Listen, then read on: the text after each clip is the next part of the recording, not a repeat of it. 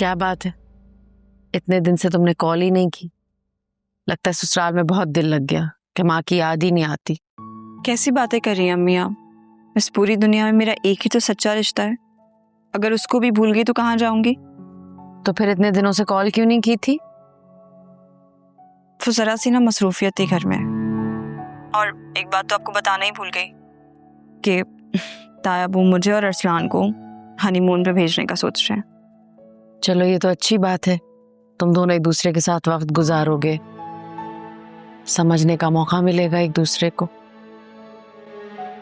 जी, तायाबू भी यही कह रहे थे।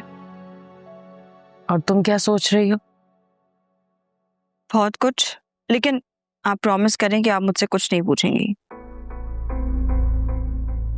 अच्छा, नहीं करती कोई सवाल। मुझे एक बात बताओ, तुम जब उस दिन शॉपिंग पर गई थी तो पीछे से घर पर कुछ हुआ था क्या? नहीं तो क्यों, आपसे किसी ने कुछ कहा है क्या? अरीशा जब से वापस आई है उसका मूड कुछ ठीक नहीं लग रहा। भाभी की कॉल्स आती है तो वो इग्नोर कर देती है, बात ही नहीं कर रही वो उनसे। उनके दरमियान कोई झगड़ा हुआ था क्या?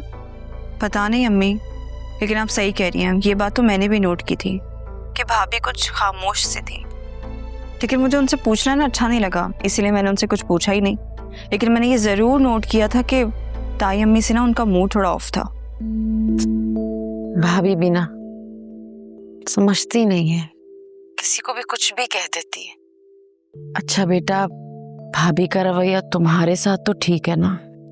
जी अम्मी, इस घर में ना तायाबू के होते हुए मुझे कोई कुछ नहीं कह सकता। ये तो है। और राफे आ गया है। ठीक है अम्मी, मैं फोन बंद करती हूँ। क्यों, तुम मुझसे बात नहीं करोगी क्या? नहीं अम्मी, शायद अभी सही वक्त नहीं आया है।